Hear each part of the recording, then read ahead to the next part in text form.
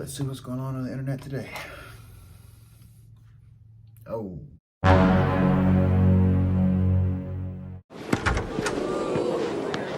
Okay, there's got to be other stuff going on.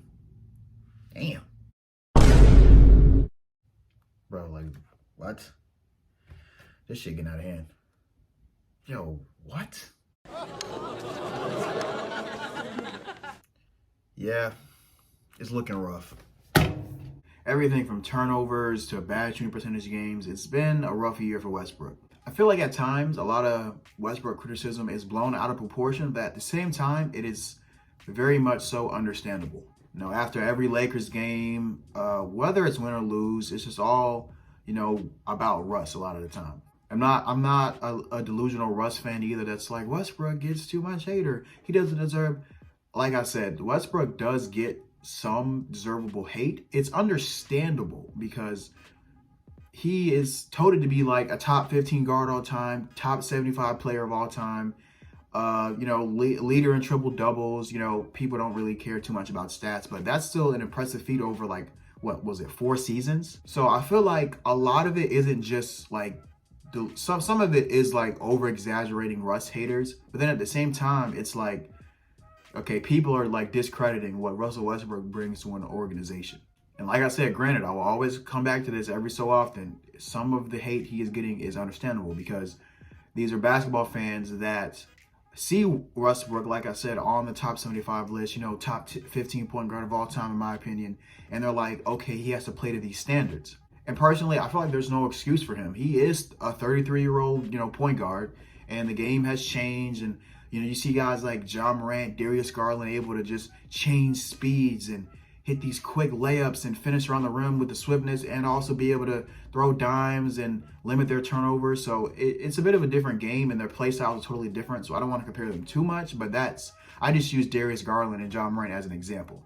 With Westbrook, a lot of the time, it's like he plays with so much energy, which is a positive, but also if you watch majority of the Lakers games, which I pretty much have, you can see that that's not always an advantage. A lot of the time with Westbrook, he'll get the ball on the wing or top of the key and dribble down to the mid-range and take that hideous pull-up mid-range shot. And I've seen it go in a bunch of times. I watched multiple games where he's been hitting it, and then just this season, it's just not falling for him. And he's had a couple of good games where he's got going. He shot well. I'm not trying to discredit what Westbrook has done this season, like on the positive side of things, but the negative has unfortunately overshadowed a lot of that, which sucks. But I mean, when he joined that team, it was, they were touted as the big three, Russ, AD, Bron, I was really excited. I was really looking forward to it. After Westbrook's seasons in Houston and with the Wizards, I was like really looking forward to him getting on a contending team and potentially winning a championship. The Lakers right now, I think they're in the play-in right now. They're like 26 and like 29 or 28, something like that. And the trade deadline is tomorrow. I'm recording this on a Wednesday. So, there might be a trade that'll pop off in the midst of me making this video or after it or whatever the case is.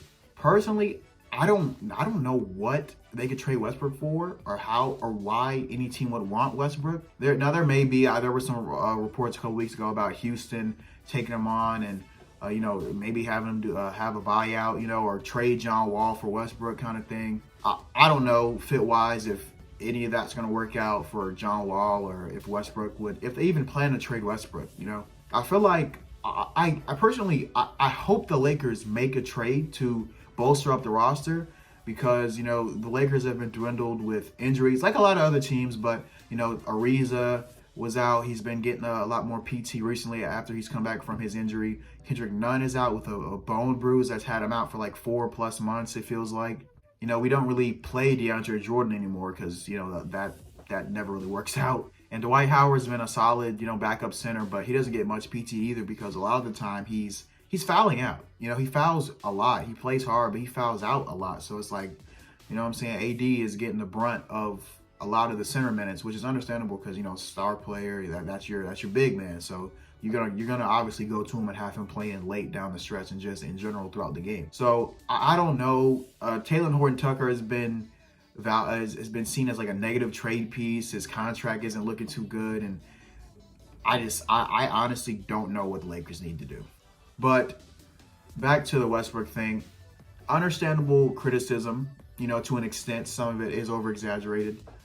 And it's just, he has a lot of holes in his game that he hasn't really, ever really fixed throughout his career. He hasn't really shot the best per se from three. I know he's had some good years from the field, like 45 or around like 43, like plus percent wise. So I know he's had some good shooting years in terms of field goal percentage, but 3-point percentage specifically has been where he struggled a lot. And this season specifically, from the field and from three. So, and I don't expect Westbrook to be banging out threes, but watching Lakers games is like one of the most stressful and annoying things ever, when there's literally no spacing. Like LeBron and AD trying to go to work, and there's doubles, there's triples coming, and you toss it out to Westbrook and he drives, and the mid-range shot, clank off you get it. So the Lakers are truly in a predicament right now, bro. I don't know what's going on. Man, it's demoralizing every time I hop on ESPN, TNT, or I'm watching on League Pass or whatever, and I'm getting excited to watch the Lakers, and they just get dogged, bro. They get straight up fucking dogged. And it's just like, man, bro, this is literally my favorite player, bro. When this trade went through, I'm like, I heard the rumors before the trade went through. I'm like, there's no way this happened. It's too good to be true. I wasn't too sure about what the Wizards were gonna do with Westbrook or anything like that. I knew he wanted to play for a contender, but I didn't think it was gonna be the Lakers. Obviously, him being from California, it's all perfect. I thought it was all perfect. Him coming back home, he went to UCLA. This is awesome. And as we see, it's just really not working. And I was one of the people in the offseason when they made all those signings, look at all these great shooters. They got Melo, they got Reed's a solid defender. Even at his age, he's a solid defender. They got good backup bigs with Dwight, and I thought DeAndre Jordan, but DeAndre Jordan is just not. He's just not. We're not even going to talk about that. So it's just man, just to see it all, I won't say to see it all crumble, because the season's not over. They can still make the play-in tournament, and a lot of people are saying no one wants to see a healthy LeBron and AD in a 7-game series. So, I mean, anything could happen, truthfully. But all I know is I really do hope Russell Westbrook can finish out this season with the Lakers and they can make a run of the playoffs. I don't know if they're going to win with that roster, so that's to be determined. Like I said, the trade deadline is tomorrow. I don't know what the Lakers are going to do or what this team necessarily needs. You know what I mean? Because like I said, the pieces they have on the team are solid. It's not really gelling together. As a Westbrook fan, like I said, I'm not a delusional Westbrook fan who is just oh, Russ shouldn't get the blame. Look at who. I'm not here to point fingers or blame nobody or tell anybody how to play their game. I'm just pointing out the obvious. What everybody else has been saying. There are holes in Russell Westbrook's game with the the shooting percentage and the turnovers and stuff like that. And it's just it's rough, man. His play style, how he plays, his aggressiveness, his will to want to win, his fast pace.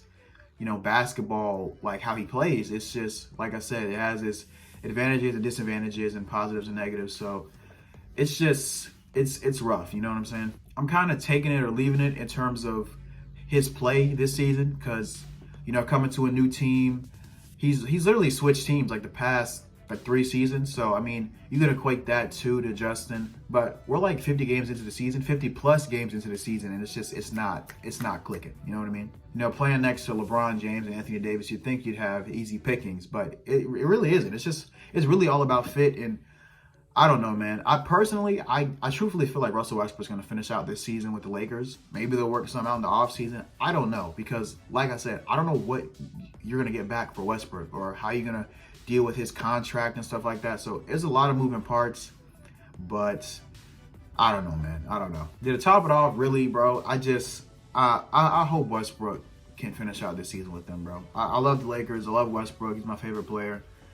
And, man, I just want to see him do good, man. I want to see him do better. I want to, you know what I'm saying? I'm not here to tear him down. I'm just pointing out the obviouses, you know what I'm saying? I'm pretty sure obviouses isn't a word, but you get what I'm saying. Being a Westbrook fan has been rough this year, but I'm not switching up. I'm not switching sides, bro. I'm still rocking with him. Regardless if he switches teams or not, you know what I mean? I'm still rocking with him, and the Lakers, obviously, too.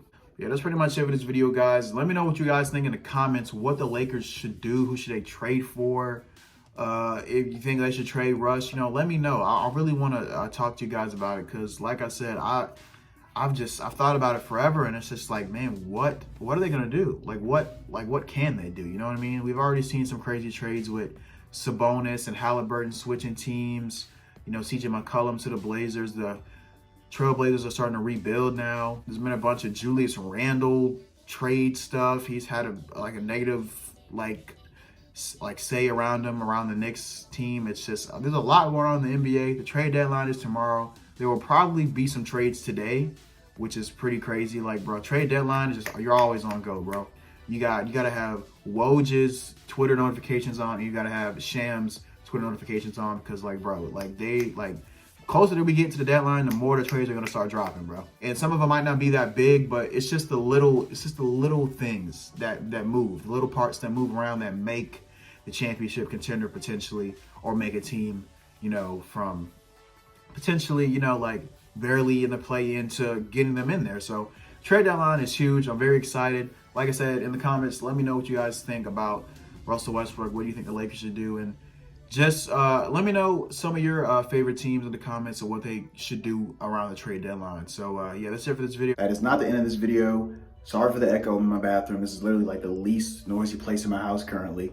And yeah, no moves by the Lakers. This is me post deadline. I recorded that part of the video, that whole part you saw me sitting down the day before the deadline, and after all the big trades, Harden to Philly, McCollum to the Pelicans, a lot of moves being made around the league. No Lakers movement. So we're rocking with this Lakers roster for the rest of the year.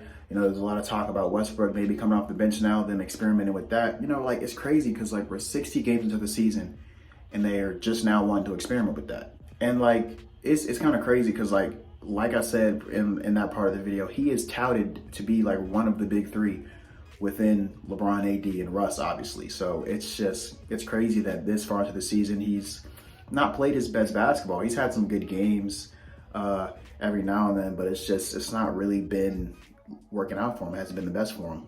So yeah, maybe him coming off the bench can help do something, bro. We're rocking with this Russell the rest of the way.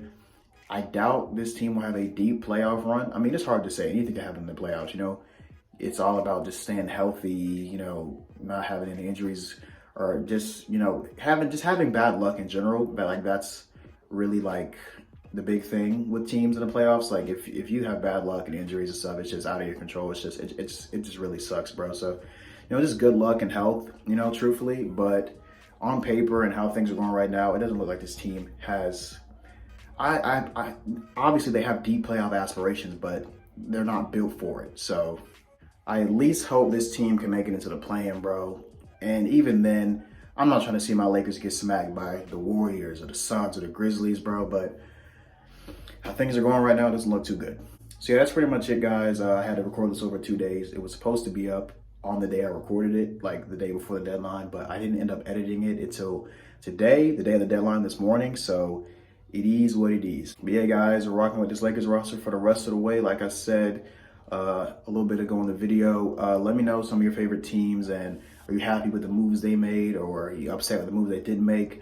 Let me know in the comments. Hope you'll enjoy. Catch you in the next one. It's Taj, and I'll see you guys.